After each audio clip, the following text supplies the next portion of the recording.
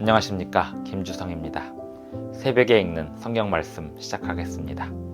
오늘 아침 읽을 말씀은 에스겔 14장입니다. 제목은 너희가 위로를 받을 것이라. 바벨론에 잡혀온 어떤 사람들의 행동과 소행을 볼 때에 위로를 받게 될 것이라고 하였습니다. 왜일까요? 어떻게 하여 바벨론에 끌려온 사람들이 또 다른 끌려온 사람들로 인하여 위로를 얻게 되었을까요? 하나님께서 바벨론에 끌려오도록 허락하신 이유가 무엇인지 알 수 있도록 행동하는 사람들이 있게 되고 그들이 다른 사람들에게 위로가 될 사람들이었습니다. 새벽에 읽는 성경 말씀 제850화, 오늘은 2023년 5월 2일 화요일입니다. 에스겔 14장 1절부터 23절까지 낭독합니다. 이스라엘 장로 두어 사람이 나와 내 앞에 앉으니 여호와의 말씀이 내게 임하여 이르시되 인자야, 이 사람들이 자기 우상을 마음에 들이며 죄악의 걸림돌을 자기 앞에 두었으니 그들이 내게 묻기를 내가 조금인들 용납하랴. 그런즉 너는 그들에게 말하여 이르라. 나 주 여호와가 말하노라. 이스라엘 족속 중에 그 우상을 마음에 들이며 죄악의 걸림돌을 자기 앞에 두고 선지자에게로 가는 모든 자에게 나 여호와가 그 우상의 수요대로 보응하리니 이는 이스라엘 족속이 다 그 우상으로 말미암아 나를 배반하였으므로 내가 그들이 마음먹은 대로 그들을 잡으려 함이라. 그런즉 너는 이스라엘 족속에게 이르기를 주 여호와의 말씀에 너희는 마음을 돌이켜 우상을 떠나고 얼굴을 돌려 모든 가증한 것을 떠나라. 이스라엘 족속과 이스라엘 가운데에 거류하는 외국인 중에 누구든지 나를 떠나고 자기 우상을 마음에 들이며 죄악의 걸림돌을 자기 앞에 두고 자기를 위하여 내게 묻고자 하여 선지자에게 가는 모든 자에게는 나 여호와가 친히 응답하여 그 사람을 대적하여 그들을 놀라움과 표징과 속담거리가 되게 하여 내 백성 가운데에서 끊으리니 내가 여호와인 줄을 너희가 알리라. 만일 선지자가 유혹을 받고 말을 하면 나 여호와가 그 선지자를 유혹을 받게 하였음이거니와 내가 손을 펴서 내 백성 이스라엘 가운데에서 그를 멸할 것이라. 선지자의 죄악과 그에게 묻는 자의 죄악이 같은즉 각각 자기의 죄악을 담당하리니 이는 이스라엘 족속이 다시는 미혹되어 나를 떠나지 아니하게 하며 다시는 모든 죄로 스스로 더럽히지 아니하게 하여 그들을 내 백성으로 삼고 나는 그들의 하나님이 되려 함이라. 주 여호와의 말씀이니라. 여호와의 말씀이 또 내게 임하여 이르시되 인자야, 가령 어떤 나라가 불법을 행하여 내게 범죄하므로 내가 손을 그 위에 펴서 그 의지하는 양식을 끊어 기근을 내려 사람과 짐승을 그 나라에서 끊는다 하자.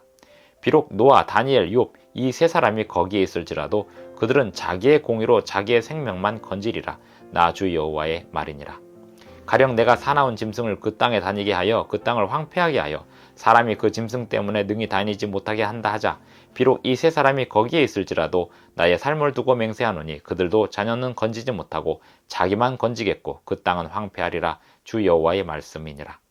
가령 내가 칼이 그 땅에 임하게 하고 명령하기를 칼아 그 땅에 돌아다니라 하고 내가 사람과 짐승을 거기에서 끊는다 하자. 비록 이 세 사람이 거기에 있을지라도 나의 삶을 두고 맹세하노니 그들도 자녀는 건지지 못하고 자기만 건지리라. 나 주 여호와의 말이니라. 가령 내가 그 땅에 전염병을 내려 죽임으로 내 분노를 그 위에 쏟아 사람과 짐승을 거기에서 끊는다 하자. 비록 노아, 다니엘, 욥이 거기에 있을지라도 나의 삶을 두고 맹세하노니 그들도 자녀는 건지지 못하고 자기의 공의로 자기의 생명만 건지리라. 주 여호와의 말씀이니라. 주 여호와께서 이같이 이르시되 내가 나의 네 가지 중한 벌 곧 칼과 기근과 사나운 짐승과 전염병을 예루살렘에 함께 내려 사람과 짐승을 그 중에서 끊으리니 그 해가 더욱 심하지 아니하겠느냐. 그러나 그 가운데 피하는 자가 남아있어 끌려 나오리니 곧 자녀들이라.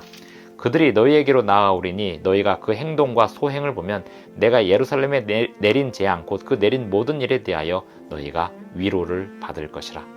너희가 그 행동과 소행을 볼 때에 그들에 의해 위로를 받고 내가 예루살렘에서 행한 모든 일이 이유 없이 한 것이 아닌 줄을 알리라. 주 여호와의 말씀이니라. 에스겔 14장 1절부터 23절까지 낭독하였습니다. 우상을 버리지 않고 하나님의 율법을 떠나 있는 상태에서 하나님의 선지자에게 와서 묻고 하나님께 와서 묻는 것이 무슨 소용이 있느냐, 이런 이야기를 에스겔 14장의 전반부에서 하고 있습니다.